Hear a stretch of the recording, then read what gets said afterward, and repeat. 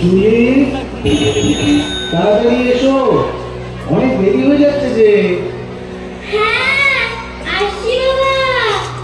তুমি তোমার টিফিন বক্সে 4টে রুটি দিয়েছি, 2টো তুমি খাবে আর 2টো তোমার কোনো বন্ধুকে দেবে। কেমন? আমার বন্ধু তো টিফিন নিয়েই আসে মা। তোমার কি অনেক বন্ধু, যে আনতে পারবে না তাকে দেবে। বাবা বলেছেন না, সব সময় খাবার আগে খোঁজ নিতে হয় কেউ অভুক্ত আছে নাকি। বুঝেছ? হ্যাঁ মা, বুঝেছি। এখন আসি। অজয়, অজয়, বাবা একটু দাঁড়াও তো। বাবা, তুমি কিছু বলবে? হ্যাঁ, এই পত্রিকাগুলো সঙ্গে নিয়ে যাও তো। স্কুলের শিক্ষক আর গার্জিয়ানদের দেবে, বুঝেছ? বাবা, পত্রিকাগুলো যে সবাই পড়তেই চায় না, তাই তো? ঠিক বলেছ বাবা। যারা চায় তারা কেন বঞ্চিত হবে? শোনো, কে পত্রিকা পড়লো আর কে পড়লো না সেটা তোমার ভাবার বিষয় নয়। তোমার কাজ হলো যথাসম্ভব সবার কাছে পত্রিকা পৌঁছে দেওয়া। তোমার কাজ হলো যে কোনো উপায়ে সবার মধ্যে আনন্দমার্গের মহান আদর্শ ছড়িয়ে দেওয়া, সবাইকে সৎ পথের নির্দেশনা দেওয়া, সবাইকে আশাবাদের গান শুনিয়ে দেওয়া। কারণ কখন কার কোন কথায় কার মনে বৃহতের আকর্ষণ জেগে ওঠে তা কি কেউ বলতে পারে গো? পথের ধারে কত নুড়ি পাথর পড়ে থাকে, কোন নদীতে নারায়ণ আছে তা কি কেউ বলতে পারে গো? তাছাড়া অন্যকে সৎ পথে নির্দেশনা দেওয়া সাধনার অঙ্গ মনে করে এই কাজটি যে তোমাকে করতেই হবে বাবা। কারণ এটা যে গুরুদেবের চরম নির্দেশ। দিদিভাই, কালকে যে আনন্দবাণীটা শিখলে ওটা একবার শোনাও তো দেখি। হ্যাঁ, শোনাচ্ছি। আনন্দবাণী। আদর্শের জন্য সংগ্রাম করো, আদর্শের সঙ্গে একত্র হও, আদর্শের জন্য বেঁচে থাকো, আদর্শের জন্য মনকে বরণ করো। বাহ, শ্রী শ্রী আনন্দমূর্তি। বেশ সুন্দর হয়েছে। আচ্ছা, তোমরা এখন এসো। রোমা, আমিও এখন আসি। বাবা, আপনিও আবার কোথায় চললেন? কমলপুর যাব, সবাইকে সেমিনারের খবরটা দিয়ে আসি। কাল বাদে পরশু থেকে তো সেমিনার শুরু হয়ে যাবে, আজ না গেলে আর যাবই বা কখন। সেই সাথে বাবার কিছু বই আর পত্রিকাগুলো পৌঁছে দেওয়া যাবে। এই বয়সে এত ছুটোছুটি করলে শরীর খারাপ করবে যে বাবা। বাবা বলেছেন, কাজ করতে করতে মরো আর মরতে মরতে কাজ করো। মনে রেখো, অলস শরীর মানেই যত রোগ আর শয়তানের বাসা। কিন্তু এই কথাটাও ঠিক যে বিশ্রাম কাজেরই অঙ্গ, একসাথে মাথা। নয়নের অঙ্গ যেমন নয়নেরই পাতা। বাবার দেওয়া শরীর বাবাই দেখে নেবে। আমার নেই কিন্তু অত মাথা ব্যথা, বুঝলে? আসি গো, আসি আসি, এখন আসি। বাইরের গেটটা ভালো করে লাগিয়ে দিও তো বাবা, গরু ছাগলের যা উপদ্রব না আর পারা যায় না। আসি গো। কৃষ্ণ, হরে কৃষ্ণ।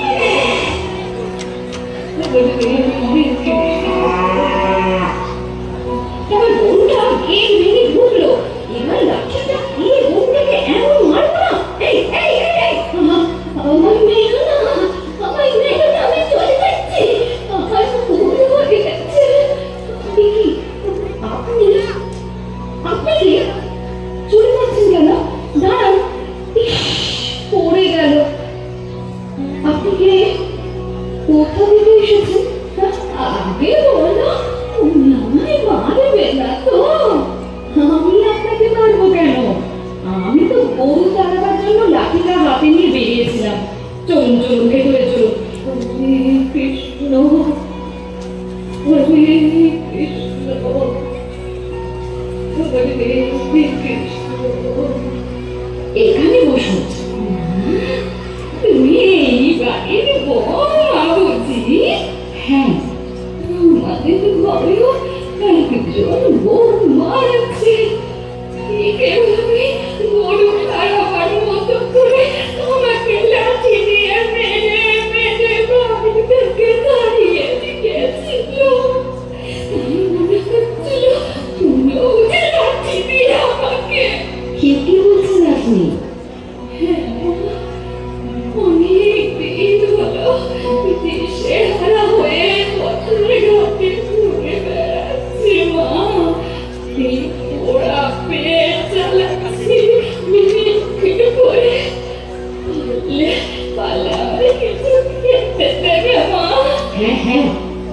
আছে ঠিক আছে, আগে একটু জল খেয়ে নি, আমি খাবার ব্যবস্থা করছি। দাও মা, গলাটা একটু ভিজিয়ে নি।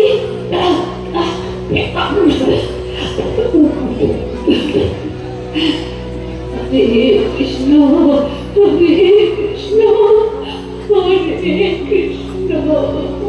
আচ্ছা বসুনা, আপনি তো বেশ ভালো ভক্ত মানুষ, কিন্তু তবুও কেন আপনার প্রতি বৌমার এত অন্যায় অবিচার? সে অনেক কথা, সে অনেক কথা। আচ্ছা বলুন তো, কি হয়েছিল আপনার জীবনে? এসব শুনে নিজের মনকে ভারী করতে চাইছো কেন মা? কেন? আপনার প্রতি যে এত অন্যায় হয়েছে তার প্রতিবাদ করতে হবে। বর্তমান সমাজে এটা একটা জ্বলন্ত সমস্যা, তাই এখানে একটা বিহিত করতেই হবে। নিশ্চয়ই পারবে, নিশ্চয়ই।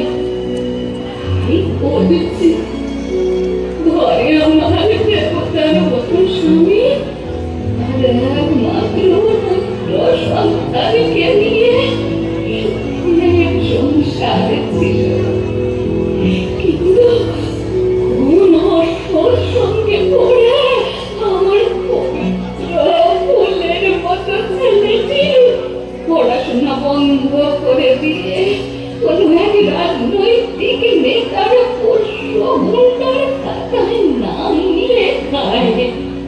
নেতা তুমি খারাপি, কোনোটাই তার বাদ থাকলো না। সেদিন থেকে দেবতার মন্দিরের মতো বাড়িতে, যেখানে কোনো দিন আমি সাহায্য রাখিনি, এখানে মদ মাংসের গন্ধে বাড়িটা নরকে পরিণত হয়ে গেল। মদমত্ত মাতালদের আড্ডাখানা হয়ে গেল। আমি তার প্রতিবাদ করি বলে ও আমাকে লাঠি মেরে মেরে। আপনার একই দুর্ভাগ্য। বন্ধুই বধুর বিপাকে আমার সোনার সংসারে এত বড় সর্বনাশ ঘনিয়ে এলো। তার হিসাব কিছুতেই মেলাতে পারছি না। আচ্ছা বলো তো মা, আমি ঠাকুরকে এত ভালোবাসি, ওকে আমার জীবনে এত কষ্ট যন্ত্রণা। আপনার এই কঠিন প্রশ্নের উত্তর তো একমাত্র সন্ন্যাসী দাদাই দিতে পারে। দাদা, তুমি কোথায় থাকেন? আমাকে নিয়ে যাবে তার কাছে? তুমি যে বড় অসহায়, সব কিছু হারিয়ে আজ আমি অনাথ হয়ে গেছি মা। না তো যখন আছেন, তখন আপনি অনাথ কি করে হতে পারেন মাসিমা? ভগবান কখন তার হাতকে নিজের হাত বানিয়ে দেন তো কেউ জানে না। যতদিন না পর্যন্ত কোনো বিহিত ব্যবস্থা করতে পারছি আপনার জন্য, ততদিন আপনি আমার এখানেই থাকবেন। আচ্ছা বলুন তো, আপনার ছেলে এখন কোথায় থাকে, কি করে? তো এখন নেতা মন্ত্রীদের পোষ্য গুন্ডা। শুনেছি নাকি সেই বাড়ির ব্যবসাতেও দাঁড়িয়েছে। যে অবাধ্য কুলাঙ্গার পুত্র তার পিতামাতাকে সেবা যত্ন করে না, মারধর করে ঘর থেকে তাড়িয়ে দেয়, সে হবে জনগণের নেতা? এর পরিণাম যে কত ভয়ঙ্কর তা একমাত্র সময়ই বলে দিতে পারে। মাসিমা, এখন দুদিন এখানে বিশ্রাম নিন, এরপর একদিন আপনাকে সন্ন্যাসী দাদার কাছে নিয়ে যাব। আমরা সবাই মিলে আপনার কোনো একটা বিধির ব্যবস্থা করবই করবো।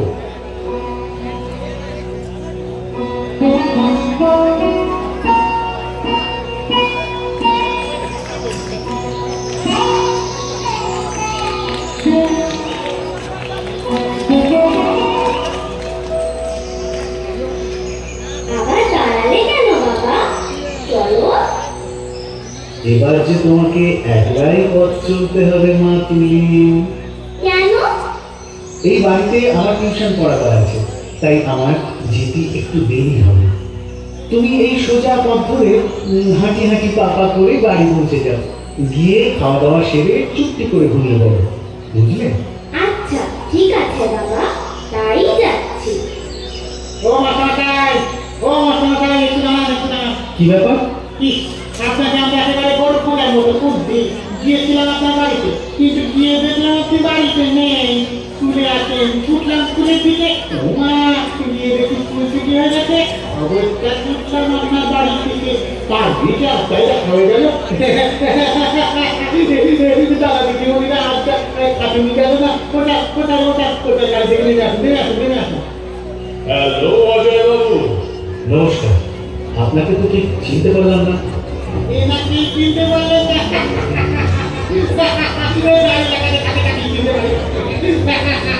কি কপাল, এই বলে প্রিয় মানুষ। তিনি এই অঞ্চলে একজন সম্ভ্রান্ত নেতা, আদর মানুষকে বাড়িতে দিতে চান।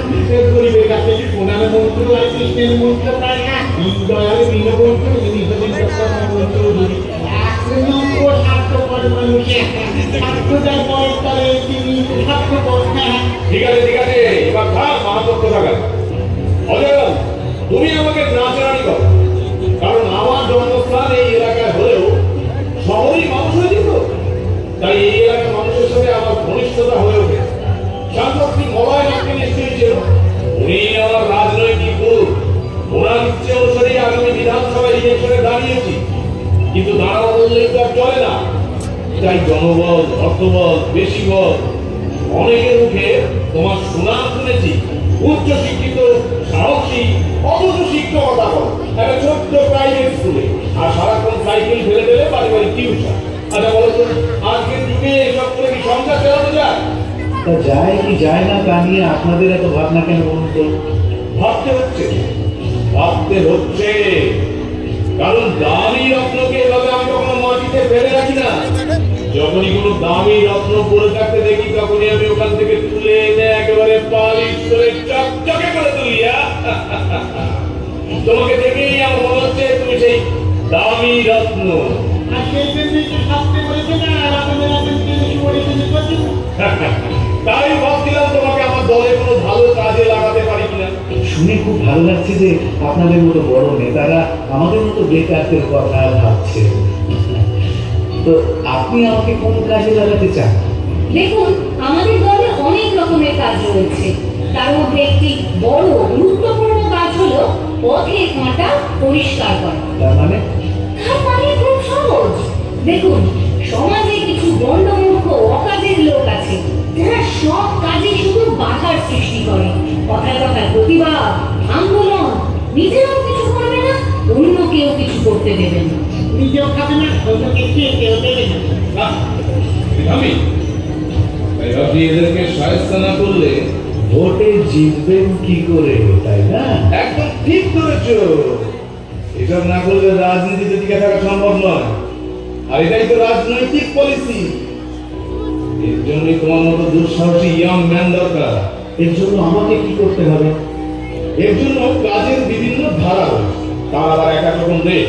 যেমন ধরো, বিশেষ কাউকে ভয় দেখিয়ে মুখ বন্ধ করে দেওয়ার জন্য 5,000 টাকা, কারো হাত পা ভেঙে ঘরে ফিরে রাখার জন্য 50,000 টাকা, কাউকে পৃথিবী থেকে একেবারে সরিয়ে দেওয়ার জন্য 5 লাখ টাকা।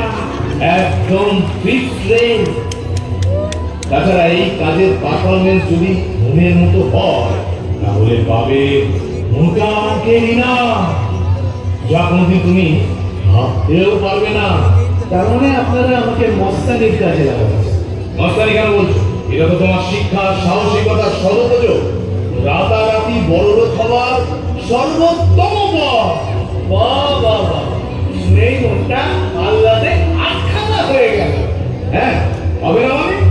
শুনুন, আপনি আমাকে যে 3টি কাজের কথা বললেন, তার প্রথম 2টি কাজ অনেক করেছি। স্কুল গড়তে গিয়ে, আদর্শের প্রচার করতে গিয়ে কাউকে ভয় দেখাতে হয়েছে, আবার সমাজের স্বার্থে কারোর হাত পাও ভাঙতে হয়েছে। কিন্তু তৃতীয় কাজটির অভিজ্ঞতা আমার নেই, মানে খুন করা। তাই ভাবছি বৃহৎ স্বার্থে এবার সেই কাজটি করব। বাহ বাহ বাহ বাহ বাহ, তুমি করবে বলছো? হ্যাঁ, সাব্বাস! আমি তাহলে রত্ন চিনতে ভুল করিনি।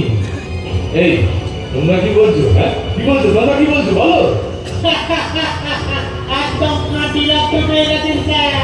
আচ্ছা, আপনার হাতিয়ারটা একটু হাতে নিয়ে দেখতে পারি?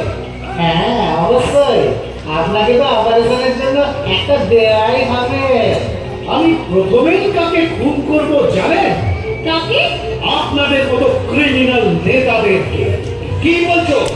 হ্যাঁ, যারা আমাদের মতো বেকারত্বের সুযোগ নিয়ে, নিরীহ সাধারণ মানুষের সফলতার সুযোগ নিয়ে তাদের অমানুষ করছে, প্রতিবাদের ভাষাকে স্তব্ধ করতে প্রাণ কেড়ে নিচ্ছেন, তাই কি আমি শেষ করবো।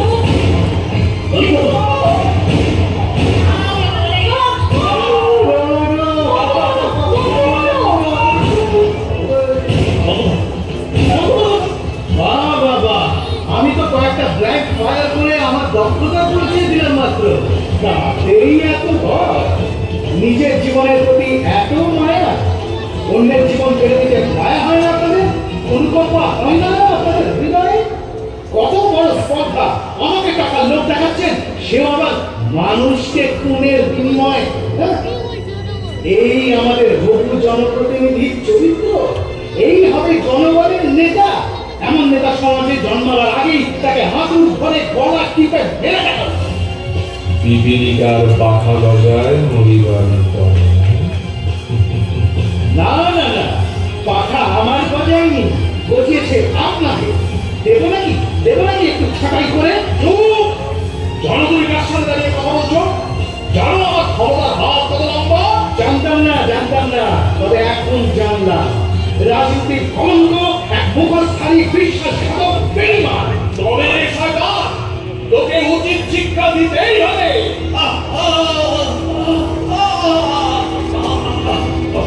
ভেঙে ফেলবে না। বেশি লম্বা হাতের যে জোর কম থাকে তা বোধ হয় আপনার জানা ছিল। আমার খাটো হাতের জোর দেখছেন তো, মধ্যবিত্ত ঘরের থেকে আমার দেখি দারিদ্রের আমনে পুড়িয়ে এই হাতটাকে ইস্পাতের মতো কঠিন করে তুলেছে।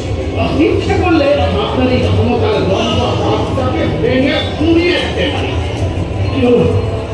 দাঁড়িয়ে কি নাটক দেখছেন আপনারা? ফায়দা করে লেগে সাবধান, এক পা এগোবেন না কেউ, নইলে সবার মুখে একটা করে দাঁড়া পড়ে যাবে। আরে যা, দাঁড়াই তো সব শেষ। এই পুলিশ বাবু, এই আপনার হাতিয়া। পুলিশ তো নয়, নেতার বাচ্চাটা কুকুর। পুলিশের নামে কলঙ্ক। দেশ রক্ষার নামে যারা দেশের বুকে ছুরি মারে, তাদের এই পোশাক পরার কোনো অধিকার নেই। আর তোমার সত্যবাদী যুধিষ্ঠির হয়ে কোনো লাভ নেই। মনে রেখো, আগামী ইলেকশনে তো স্যার জিতবেনই, কেউ আটকে দেবে না। আর যেখানে পুলিশ ও নেতার রক্ত একই স্রোতে বইছে, সেখানে তো আর কোনো কথাই নেই। তখন তোমারই আস্থাবান কোন আতাল তালে তলিয়ে যাবে, তা একবার ভেবে দেখেছ? একেবারে বেপাট্টা হয়ে যাবে, বুঝলে? তার চেয়ে বরঞ্চ আমাদের দলে ঘিরে যাও, হাতে হাত মিলাও, দেখবে দু হাত ভরে গেছে, ভাগ্যের চাকা নিমেষে ঘুরে গেছে। ভাগ্যের চাকা ধরে ভাগ্য বিধাতার নির্দেশে। আপনারা আবার কোন ভাগ্য বিধাতা আবির্ভূত হয়েছেন এখানে? একটা কথা স্পষ্ট করে শুনে রাখুন, আমরা হতে পারি গরিব, নগণ্য, কিন্তু আমাদের একটা নীতি বোধ আছে, একটা আদর্শ আছে। রাখো তোমার আদর্শ। নুন আনতে পান্তা ফুরার কাজ, তার মুখে আবার আদর্শের বড় বড় বলি। তোমার ওই আদর্শের পুলিশ স্কুল কলেজের ক্লাসরুমেই চলে, তোমার মতো ধর্মভিত্তিদের লেকচার বাজিতেই চলে। বাস্তবের মাটিতে এর এক কালার পরিবার নেই। ওই আদর্শ নিয়ে অন্ধ গলিতে পড়ে থাকাটা জীবন নয়। জীবন সেখানে যেখানে টাকা আছে, প্রাচুর্য আছে, ক্ষমতা আছে, ও বিলাস আভিজাত্য আছে। শুধু আবেগ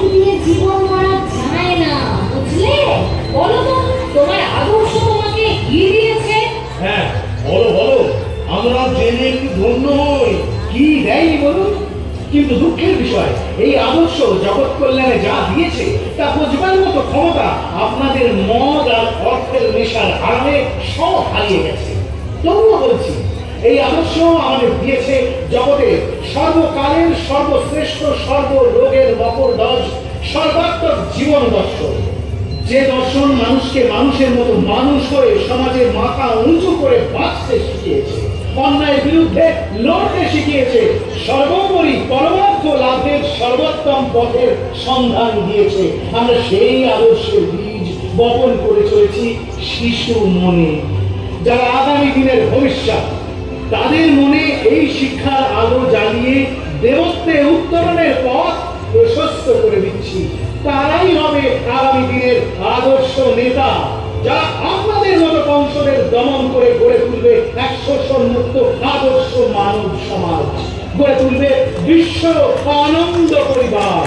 মনে রাখবে, আপনাদের মতো বংশদের গভীরে যারা, তারা গোকুলে নয়, তারা দিনে দিনে বেড়ে চলেছে আমাদের প্রতিটি স্কুলে স্কুলে, প্রতিটি আনন্দ পরিবারে। একটি দুটি করে নয়, হাজারে হাজারে আমাদের স্কুল, আমাদের আনন্দ পরিবার হলো আদর্শ মানুষ গড়ার কারখানা। তাই বলছি, অনেক অংশের বংশধর ধ্বংসের পথ ধরে নয়, আদর্শের পথ ধরে চল, জীবন তোদের ধন্য হয়ে যাবে। রাখো তোমার লেকচারবাজি। শেষ করার জন্য একটা কথা বলে যাচ্ছি, আমি কোনোদিনও কারোর কাছে কিছু চেয়ে ব্যর্থ হইনি।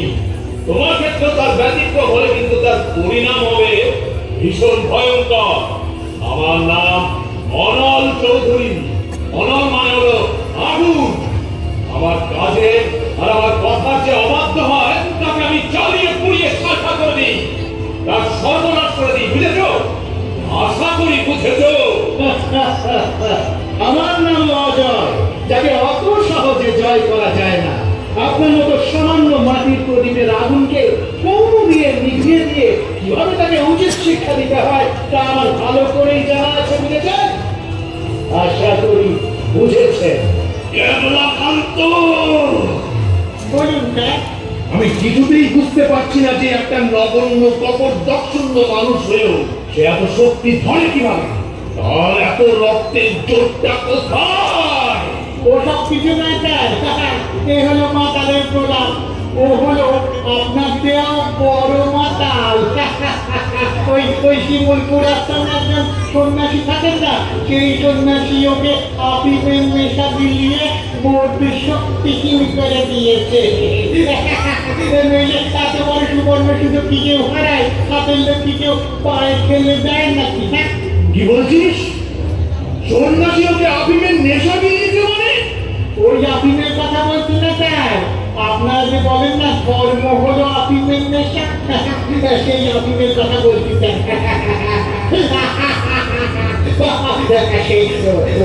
ওই এলাকায় না ওর অজস্র শিষ্য আছে স্যার, যারা তাকে দেবতার মতো মানে গ্রামের সব মানুষ তার কথা ওকে হাত বসে, ওকে হাত বসে, ওকে তার অনেক অভিভাবকও আছে। তাই ওই সন্ন্যাসীকে যদি কোনোভাবে ফলে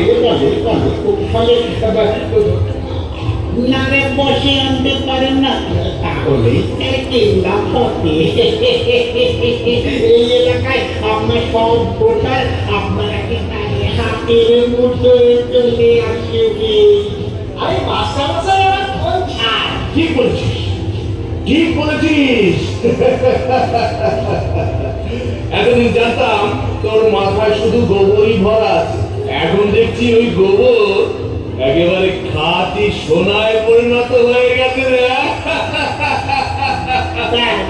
স্যার এবার কিন্তু কৌশল কাটাতে হবে, গরম হয়ে নয়, একটু নরম হয়ে কথা বলতে হবে। তাতে যদি কাজ না হয় তখন না হয় আঙুল একটু পাকালেই হবে। হ্যাঁ, এর মানে হলো কাঁটা দিয়ে কাঁটা তোলা। যে কোনো কৌশলই হোক ওই সন্ন্যাসীকে আমাদের বসে আনতেই হবে, আর সেই সফলতাই হবে সর্বরোগের মোক্ষণ দমাই। আরেকটি কাজ কিন্তু করতে হবে স্যার, কয়েকদিনের জন্য একটু জনসেবায় মন দিন। ওই বোতলের নেশা ছেড়ে একটু ভক্তি রস পান করুন, গ্রামবাসীদের সাথে জমিয়ে নাম নাম সংকীর্তন শুরু করুন। হরে কৃষ্ণ কৃষ্ণ কৃষ্ণ হরে হরে, হরে কৃষ্ণ কৃষ্ণ কৃষ্ণ হরে হরে।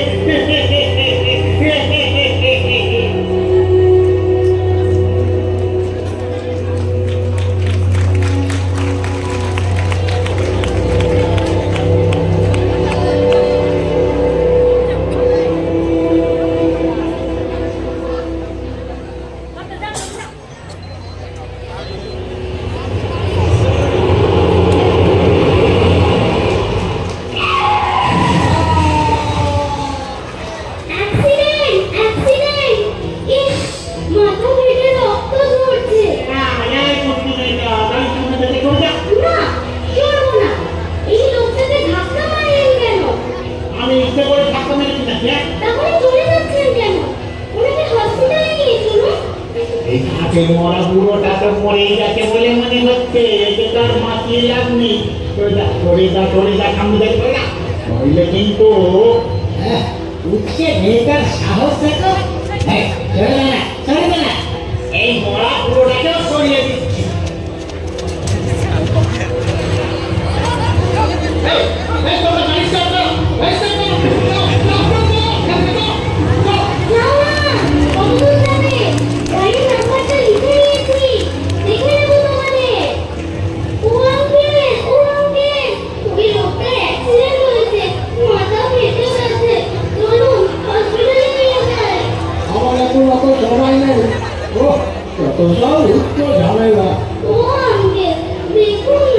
হ্যাঁ দেখে নিয়েছি তো, এইসব পুলিশের কাজ।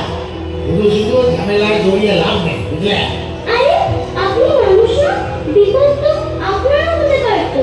বড় লোকের এসব কথা শুনিয়ে কোনো লাভ নেই। তোদের টাকা আছে কিন্তু মনুষ্যত্ব নেই। চলো চলো, আমি আবার ভেবে করেই হাসপাতালে পৌঁছে দিচ্ছি। চলো চলো ডাক্তার, চলো।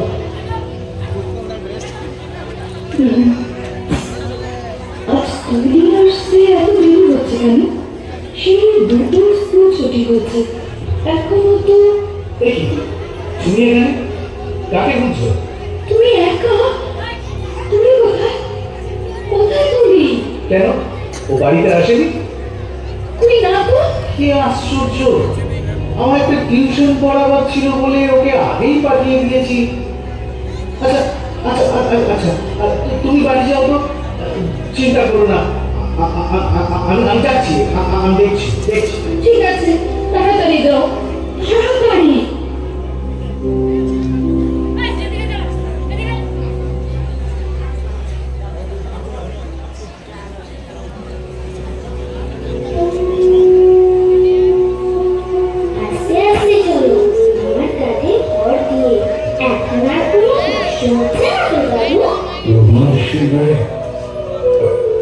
আমার শরীরের কষ্টটা তো কিছু দূর হলো দিদি ভাই, কিন্তু মনের কষ্ট তো দূর করা যাচ্ছে না।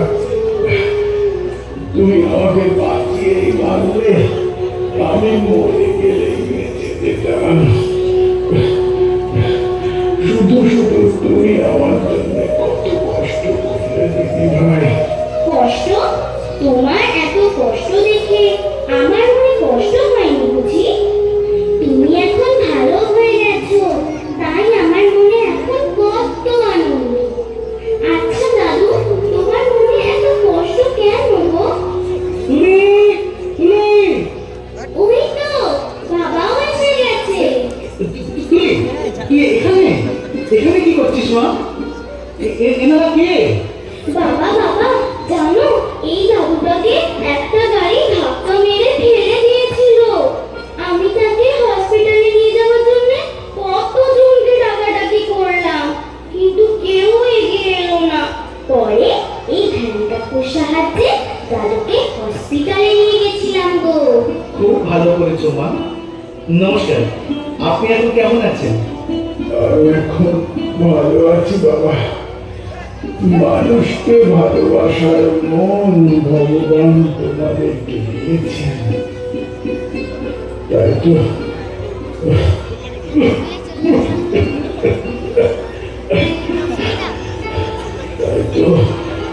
ভগবান তোমার এই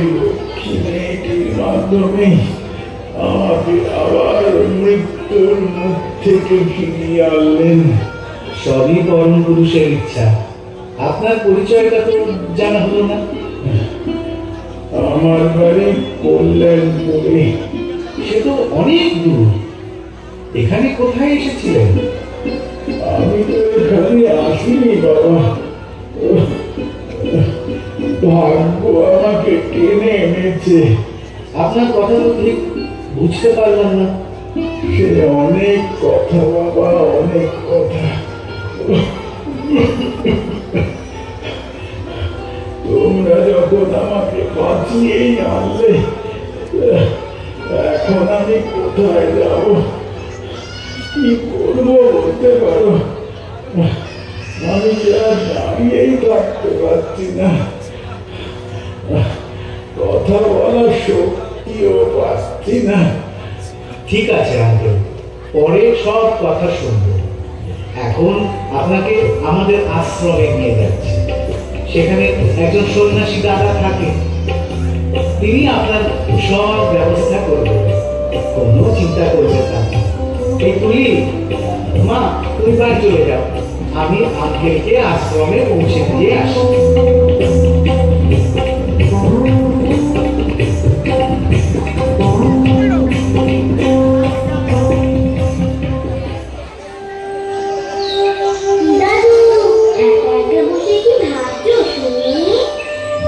ভাই, কত ভাবনাই তো মনে আসে। ভাই,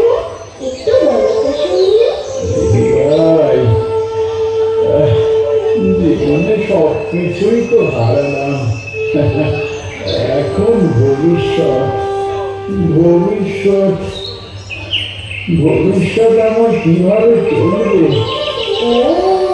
এই কথা দাদু, ভবিষ্যৎ চলবে কিসে ভাবছেন?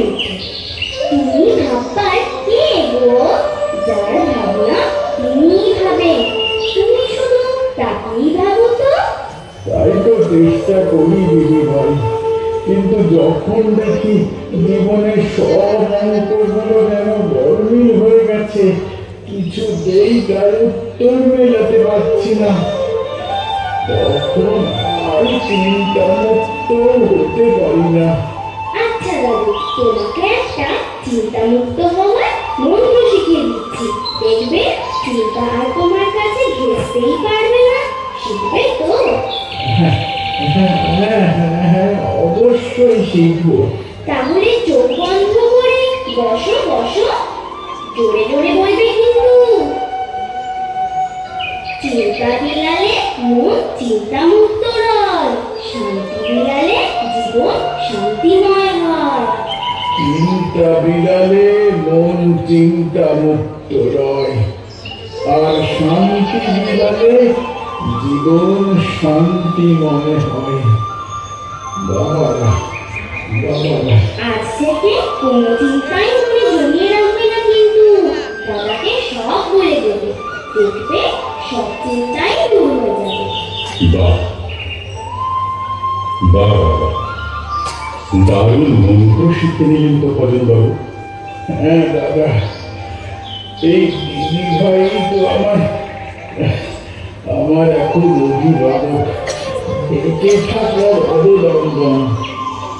বলবো দাদা, আমি তো বিস্মিত হচ্ছি, এই ছোট্ট মেয়েটির ছিল তার গভীরতা দেখে। সেদিন ঘটনায় অবধারিত মৃত্যুর হাত থেকে আমাকে বাঁচিয়ে আনলো, প্রলেপ দিল আমার ব্যথায়, নিত্যে দিল না আমার নিভন্ত প্রদীপকে, অকৃত্রিম ভালোবাসা দিয়ে ভরিয়ে দিল আমার জীবনকে। এর বিবেক রূপের কাছে আমার সমস্ত দুঃখ কষ্ট যেন হার মেনেছে। তাই তো মনে প্রশ্ন জাগে, ওরে বিবেক, শুনেছি তুমি নাকি সব মানুষের অন্তরে বাস করো। তাই যদি হয়, তাহলে সেদিন তুমি কোথায় ছিলে বিবেক, যেদিন পুত্র আর পুত্র বধূর অত্যাচারে আমরা স্বামী স্ত্রী দুজনেই গৃহহারা হয়েছিলাম। সেদিন চলে কোথায় ছিলে? কোথায় ছিলে দিলে? কোথায়?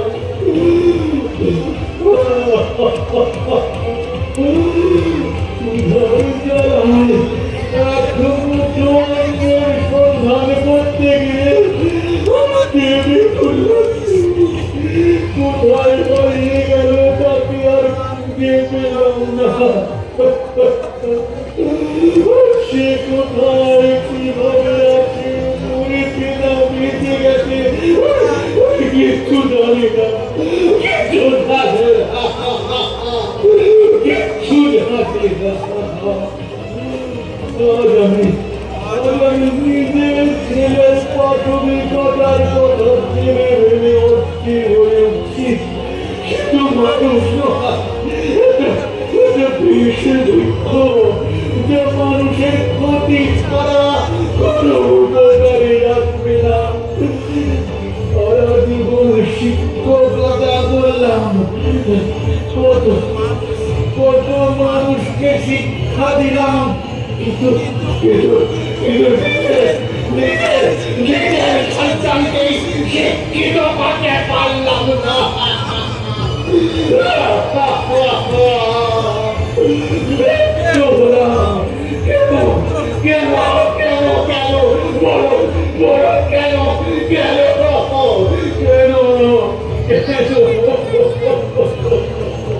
কি করছেন আপনি? আপনার সব প্রশ্নের উত্তর আমি দেব। আচ্ছা আচ্ছা, আপনি বলুন তো আপনার ছেলে এখন কোথায় থাকে আর কি করে? সে তো এখন সংসদ মোলায়নাদের পোষ্য গুন্ডা। শুনেছি নাকি ইলেকশনেও দাঁড়িয়েছে। দাদা, কয়েকজন লোক এসেছেন, আপনার সঙ্গে দেখা করতে চান। আচ্ছা ঠিক আছে, আসতে বলে দাও। আচ্ছা বলেন বাবু, আপনি একটু আশ্রমের ভেতরে গিয়ে বসুন। তুলি তুমি একটু দাদুকে নিয়ে ভেতরে গিয়ে বসে তো। দাদাজি প্রণাম প্রণাম। এই তোমরা সবাই দাদাকে প্রণাম করো। হরে কৃষ্ণ হরে কৃষ্ণ হরে কৃষ্ণ। দাদা, তিনি হলেন সমাজসেবী ডক্টর অরুণ চৌধুরী। এবার বিধানসভা ইলেকশনে দাঁড়িয়েছে, তাই আপনার আশীর্বাদ নিতে এসেছে। শুধু আশীর্বাদ নয় দাদা, আপনার বিশেষ সাহায্যও দরকার। আমি সর্বত্যাগী সন্ন্যাসী, আশীর্বাদ ছাড়া কি বা সাহায্য করতে পারি? আপনার দু চারটে কথাই আমার জন্য অনেক বড় সাহায্য হতে পারে দাদা। কি এমন সেই কথা? এই অঞ্চলে আপনার অজস্র ভক্ত শিষ্য রয়েছে শিক্ষক সহ অনেক অভিভাবকগণ। আমার হয়ে তাদের যদি একটু উদ্বুদ্ধ করেন আমায় ভোট দেওয়ার জন্য, তাহলে আমিও তাদের সেবা করার সুযোগ পাবো, এই আর কি। বেশ ভালো কথা তো। আপনি জেনে খুশি হবেন যে আমার বাবা মাও ছিলেন বড় ভক্ত বৈষ্ণব। ধর্ম কর্ম আর সমাজ সেবাই ছিল তাদের জীবনের ব্রত, আর তাদের পথ ধরেই আমিও আমার জীবনকে সমাজ সেবায় উৎসর্গ করে দিয়েছি। জেনে খুব খুশি হলাম, কারণ আজকাল তো এমন বড় মনের নেতা দেখতে নজরই পড়ে না। তাই তো লোকে বলে না, বাপ কা বেটা সিপাহি কা ঘোড়া। কিন্তু দুর্ভাগ্যজনকভাবে মাসখানেক আগে আমার বাবা মা দুজনেই একটা পথ দুর্ঘটনায় মারা গেছে। ওনারা আমাকে নিজের মেয়ের মতোই ভালোবাসতেন, কত ভালোবাসতেন। খুবই দুঃখজনক ঘটনা। আচ্ছা, কি নাম ছিল আপনার বাবার? ভজন চক্রবর্তী। ভজন চক্রবর্তী। আচ্ছা, উনি কোথায় থাকতেন, কি করতেন? কল্যাণপুর গ্রামের বাড়িতেই থাকতেন, আর ওই গ্রামের স্কুলেই শিক্ষকতা করতেন। আচ্ছা, ওই গ্রামে ভজন চক্রবর্তী নামে আরো কোনো দ্বিতীয় ব্যক্তি আছেন নাকি? না না, আর কেউ নেই তো। কেন বলুন তো? না মানে এবার পরিষ্কার বুঝে গেলাম, আপনার বাবাই তাহলে মরে গিয়ে ভূত হয়ে আমার আশ্রমে আশ্রয় নিয়েছে। এই কি বলছেন দাদা? আপনিও আবার ভূত প্রেত এসব বিশ্বাস করেন নাকি? করতাম না, কিন্তু আজ বিশ্বাস করতে বাধ্য হচ্ছি। দেখতে চাও সেই জ্যান্ত ভূতকে? তুলি, তুলি, কি বলছেন দাদা? তোমার ভূত দাদুকে এখানে নিয়ে এসো তো। আসছি দাদা। অনুবাবু, আপনার বাবা যদি মারা গিয়ে থাকেন তাহলে ইনি কে?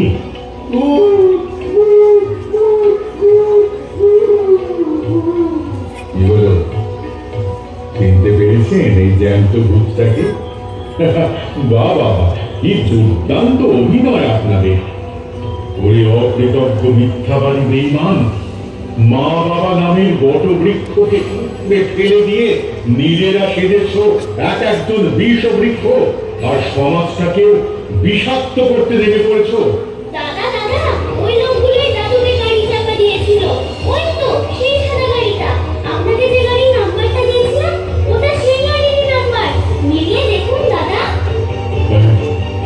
সেই তো, এইবার বুঝতে পারলাম আসল রহস্যটা।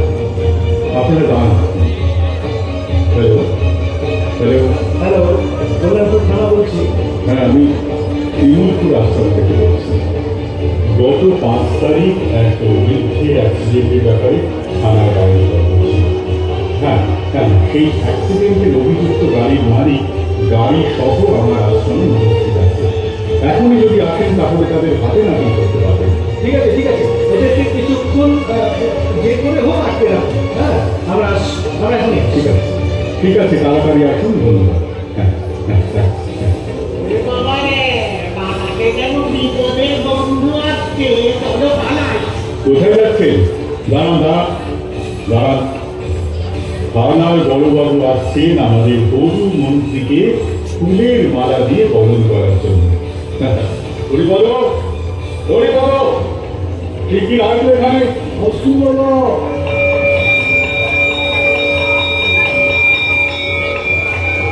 তুমি, তোমার স্কুল এখন ছুটি হয়ে গেছে, এখন তুমি বাবার সঙ্গে বাড়ি চলে যাও। ঠিক আছে দাদা, আজকে আমার নাচের ক্লাস আছে। আমার মা বাড়িতেই নাচের স্কুল খুলেছে। একদিন তোমরা সবাই দেখতে যাবে কিন্তু। ঠিক আছে, যাবো। সাবধানে যেও। তোমার দেখেছিলেন দাদা? হ্যাঁ, ওই বাঁশের গুঁড়িটা নিয়ে এই গেটের মুখে দাঁড়াতো, এরা যেন কেউ পালাতে না পারে। হ্যাঁ ঠিক আছে দাদা, আমি থাকতে এখান থেকে একটা ইঁদুরও পাওয়াতে পারবে না। হ্যাঁ ছোকরা, তুই রাস্তা যাবে আমাদের। দেখো ওটা কাণ্ড দেখো। দেখি দেখি দেখি কে আপনার সাবধান, এক পা বাড়াবেন না কেউ, নইলে এই বসের ঘা একটা মাটিতে পড়বে না। মনে হচ্ছে তোকে জমালায় পাঠাতেই হবে। বুঝছো? দেখা যাক কে কাকে জমালায় পাঠায়।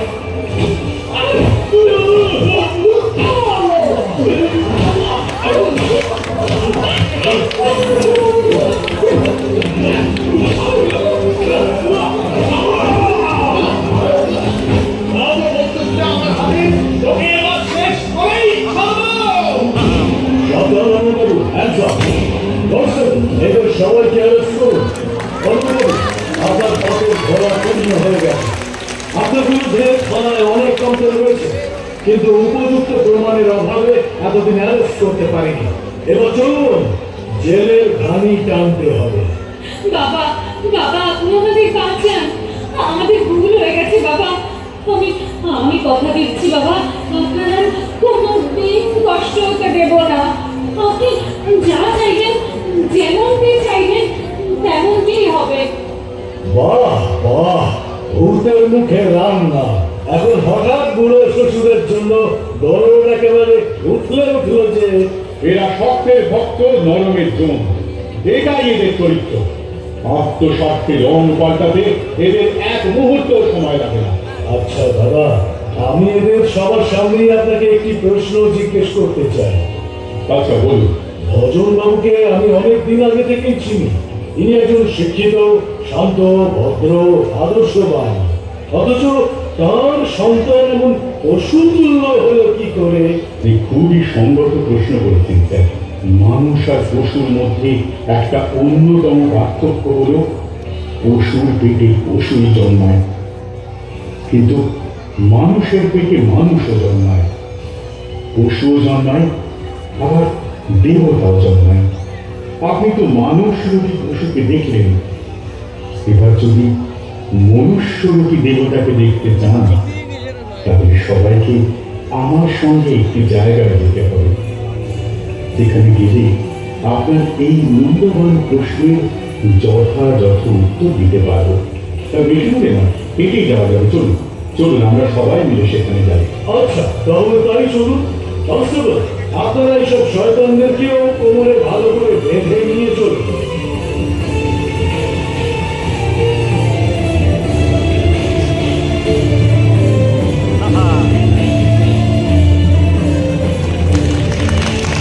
এবারের অ্যানুয়াল ফাংশনের জন্য সিলেক্টেড গানের নাচগুলো একবার ভালো করে প্র্যাকটিস করে নাও তো।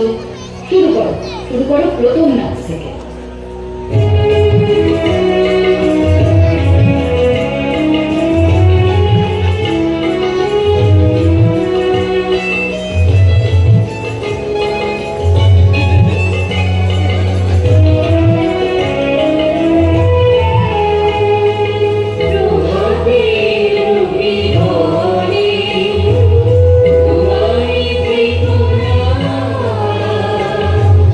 প্রভাতে রবি বনে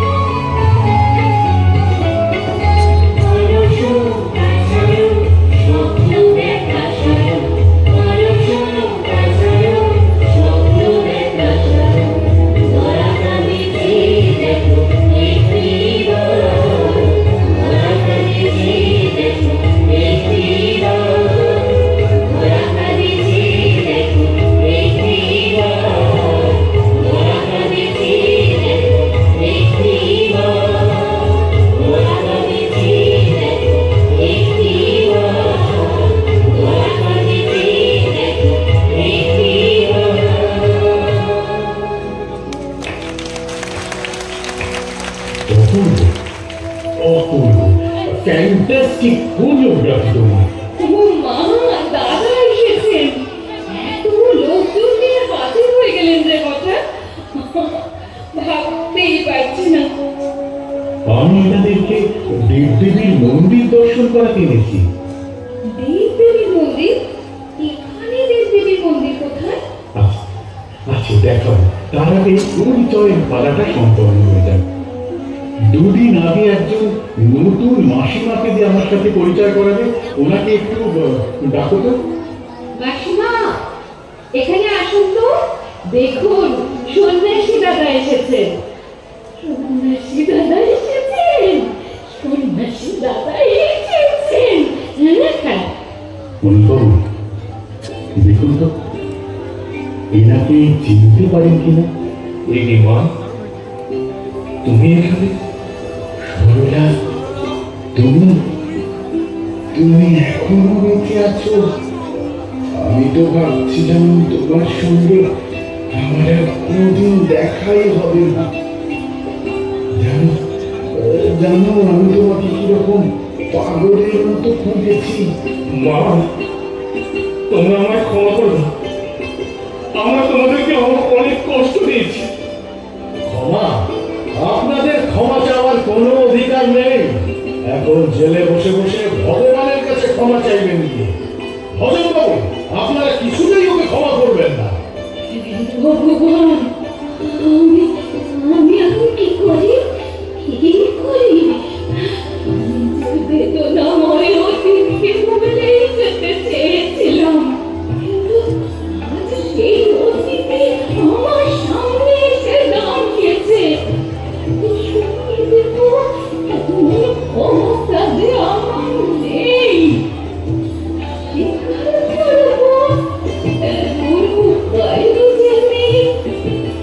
তাহলে আমি যেও গর্ভধারিণী মা, ছেলে অন্যায় করেছে, আর আমি মা হয়ে ক্ষমা করতে না পারলে আমি বা কিসের মা হলাম?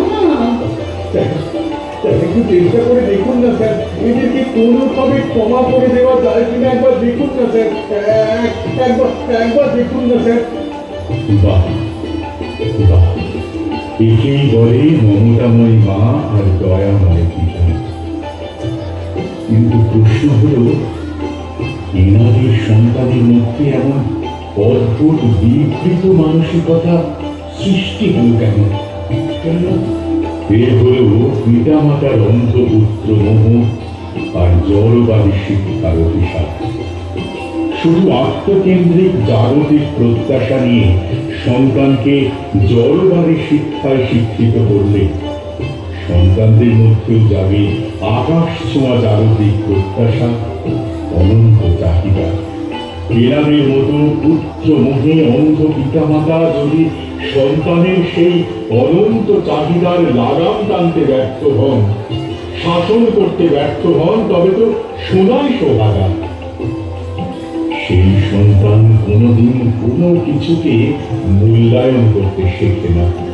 সে তো শুধু জগৎ থেকে নিতেই শেখে, দিতে শেখে না। তারাই হয়ে ওঠে এক একজন অকৃতজ্ঞ জড়বাদী দুর্বৃত্ত। এই অনলবাবু হল সেই অকৃতজ্ঞ দুর্বৃত্তের এক মুক্ত প্রতীক। তাহলে ভবিষ্যৎ প্রজন্মের জন্য কি উপায়? হ্যাঁ, উপায় হল সন্তানকে যদি মানুষের মতো মানুষ করতে হয়, তাহলে আদর্শ প্রাতিষ্ঠানিক শিক্ষার সাথে সাথে বাল্যকাল থেকেই তার মধ্যে বপন করতে হবে শুভ সংস্কারের বীজ, আরোপ করতে হবে ব্রহ্ম ভাবনা। তবেই তো তার মধ্যে করবে ব্রহ্মের ব্যাপক বিকাশ, গড়ে উঠবে জগতের সর্বশ্রেষ্ঠ আলোকিত সন্তান, গড়ে তুলবে নতুন পৃথিবী। তাই তো কিভাবে শুধু সদিচ্ছার দ্বারা সন্তানকে মানুষের মতো মানুষ করা যায়, তার জ্বলন্ত নিদর্শন হল সমরবাদ। এরা না আছে কোনো প্রাতিষ্ঠানিক শিক্ষা, না আছে কোনো আর্থিক সামর্থ্য। আনন্দমার্গের মহান আদর্শের সামনে গিয়ে এসে যতটুকু শিখেছেন, যতটুকু মনে রেখেছেন এবং ব্যবহারিক জীবনে তা কাজে লাগিয়েছেন, সন্তানের মধ্যে তার প্রতিফলন ঘটিয়েছেন। তাই আমাদের ভাই অজয় এই সাধারণ ঘরেই এক অসাধারণ ব্যক্তিত্বের অধিকারী হতে সম্ভব হয়েছে। আর আমাদের আদরের এই ছোট্ট তুলি, যে নাকি সত্যিকারের রক্তে মাংসে গড়া একটা রঙিন তুলি। এই ছোট্ট তুলিতে যে শুভ সংস্কারের রং লাগিয়ে দিয়েছেন আপনারা, দেখবেন দেখবেন সেই রঙেই একদিন জগৎবাসীকে রাঙিয়ে দেবে। তিল থেকে তিলোত্তমা হয়ে উঠবে, তাতে কোনো সন্দেহ নেই। স্বামীজি, আপনি যে দেবদেবীর মন্দির দর্শন করাবেন বলেছিলেন। ও আচ্ছা আচ্ছা, আমি তো ভুলেই গিয়েছিলাম সে কথা। আসলে স্যার, দেবদেবী তো আমাদের মধ্যেই রয়েছে। আমাদের মধ্যে রয়েছে? হ্যাঁ, কবি বলেছেন না, কোথায় স্বর্গ কোথায় নরক, কে বলে তা বহুদূর। মানুষের মাঝেই স্বর্গ নরক, মানুষের মাঝেই সুর আসুর। অসুর হল অশুভ শক্তির প্রতীক, যারা আত্মস্বার্থে সমাজকে শোষণ করে, মানুষকে কষ্ট দিয়ে আনন্দ পায়। অন্যদিকে দেবদেবী হল শুভ শক্তির প্রতীক, যারা জগৎ কল্যাণের মধ্যে দিয়ে আনন্দ পায়। সাধনা, সেবা ও ত্যাগের মন্ত্রকে নিজের জীবনে প্রতিফলিত করে এক শোষণমুক্ত মানব সমাজ গড়ার লক্ষ্যে, সমাজে শান্তি প্রতিষ্ঠার লক্ষ্যে সংগ্রাম করে যায়। তারাই তো হলো এক একজন দেব এবং দেবী। জানেন তো স্যার, এই পরিবারের প্রত্যেকটি সদস্যই সেই মহান কাজে নিবেদিত প্রাণ। তাই এরাই হলো এক একজন দেব এবং দেবী। আর এই গৃহটি হলো সেই জীবন্ত দেবদেবীর মন্দির। এটি হলো প্রকৃত আনন্দ পরিবার। বাহ বাহ, আজ আমি এই জীবন্ত দেবদেবীর মন্দির দর্শন করে ধন্য হলাম। তাহলে আমরা এখন আসি স্বামীজি। নমস্কার। কনস্টেবল, তোমরা এই গুণধরদের সবাইকে প্রিজন ভ্যানে তুলে থানায় নিয়ে যাও। দয়া দয়া করে এই অধমকে ক্ষমা করুন আপনারা। অর্থের লোভে, ক্ষমতার লোভে অন্ধ হয়ে গেছিলাম আমরা। একটি বারের জন্য ভুল সংশোধনের সুযোগ দিন। আমরা আমরা আপনাদের অনেক কষ্ট দিয়েছি, অনেক পাপ করেছি। দয়া করে ক্ষমা করুন। আপনারা ক্ষমা করুন। ক্ষমা তোমাদের একটি শর্তেই করা সম্ভব। দয়া করে বলুন, কি সেই শর্ত? তোমরা কি পারবে আদর্শের পথ ধরে আদর্শবান মানুষ হতে? পারবে আদর্শ সন্তান রূপে জগতের সমস্ত অবহেলিত লাঞ্ছিত পিতামাতার কুলাঙ্গা সন্তানদের উচিত শিক্ষা দিতে? আপনার চরণ তলে আশ্রয় পেলে নিশ্চয় পারবো দাদা। জীবনে তো ভালো আদর্শের পথ পাইনি, তাই বিপথগামী হয়ে গিয়েছিলাম। আপনার মহান আদর্শের ছত্র ছায়া থেকে আমি শুধু মানুষের মতো মানুষ হতে চাই। এই পাপিষ্ঠ ঘৃণিত জীবন থেকে মুক্ত হতে চাই দাদা, মুক্ত হতে চাই, মুক্ত হতে চাই, মুক্ত হতে চাই। সত্যি যদি তোমাদের মধ্যে শুভ বুদ্ধি জেগে থাকে, তাহলে এই ঘৃণিত পশুত্ব জীবন থেকে মুক্ত হয়ে দেবত্বে উত্তরণের পূর্ণ সুযোগ তোমাদের রয়েছে। একবার নিজেকে প্রশ্ন করে দেখো তো, তোমার মতো ক্ষমতা লোভী, অর্থ লোভী, মদমত্ত মাতাল যদি দেশের নেতা হয়, তাহলে দেশের কি সর্বনাশটাই না হতে পারে। স্যার, ওরা যখন ভালো হতে চাইছে, তাহলে একবার সুযোগ দিয়ে দেখাই যাক না। আমিও তো সেটাই চাই। আমরা তো পাপীদের শাস্তি দিতে পারি, কিন্তু সংশোধন করতে পারি না। তাই আপনার সান্নিধ্যে সে অবশ্যই সংশোধিত হবে, সে বিশ্বাসটুকু আমার আছে। রত্নাকর দস্যু যদি বাল্মীকি মুনি হতে পারে, তো ও কেন পারবে না? অনবর একটি কথা মনে রাখবেন, লোভে পাপ, পাপে মৃত্যু। ক্ষমতার লোভে, অর্থের লোভে আজ পর্যন্ত যত পাপ করেছেন, সমাজের যত ক্ষতি করেছেন, তার অবধারিত শাস্তি হলো আজীবন কারাবাস। শুধু স্বামীজির মহতী ইচ্ছাতেই আপনাদের মুক্ত করে দিয়ে যাচ্ছি। আবার আসবো, সেদিন যদি শুনি স্বামীজির দেওয়া সব শর্তই পূর্ণ হয়েছে, সেদিন পাবেন উপযুক্ত পুরস্কার। আর তার বিপরীত কিছু ঘটলে সেদিন কিন্তু ভগবানও বাঁচাতে পারবে না। অজয়, অজয়, আজ দেখো তোমাদের সকলের সুখ ভাবনার প্রভাবেই কিভাবে এক অশুভ শক্তির পরিসমাপ্তি ঘটল, আর কিভাবে রক্ষা পেল অবহেলিত নিষ্পাপ দুটি প্রাণ। আজ আমাদের কত আনন্দ, কত আনন্দ!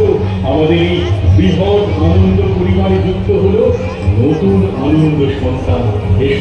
এসো এসো, আমরা সকলেই ওনাদের বরণ করে নিয়ে এসো। হ্যাঁ, তাই আজ এই শুভক্ষণে বিশ্ব আনন্দ পরিবারের সমস্ত সংগ্রামীদের কাছে আমার অনুরোধ, সমাজের প্রতিটি যুক্তিনিষ্ঠ ধার্মিক নীতিবাদী মানুষের কাছে আমার অনুরোধ, আসুন আমরা অনতি বিলম্বে একটি সুস্থ এবং বৃহৎ আনন্দ পরিবার গড়ে তুলি। লাঞ্ছিত পৃথিবীর ভুলুণ্ঠিত মানবতা আজ সেই শুভ দিনের প্রতীক্ষায় অধীর আগ্রহে অপেক্ষা করছে। আমাদের থেকে অমানিসারের অন্ধ তমিশ্রা পেতে যাক। নতুন সূর্যোদয়ে নতুন দিনের মানুষ নতুন পৃথিবীতে জেগে উঠুক। চলুন আমরা সবাই সেই শুভ সংকল্প বাস্তবায়নের লক্ষ্যে সংঘবদ্ধভাবে হাতে হাত মিলিয়ে এগিয়ে যাই। হ্যাঁ, এই মহান কর্মযজ্ঞে আমরা সবাইকেই আহ্বান জানাই, আর সবাই একসাথে বলি, আজ এগিয়ে চলে সকল মানুষ ভাই। আমন্ত্রণ সবারই জানাই, আমন্ত্রণ সবারই জানাই।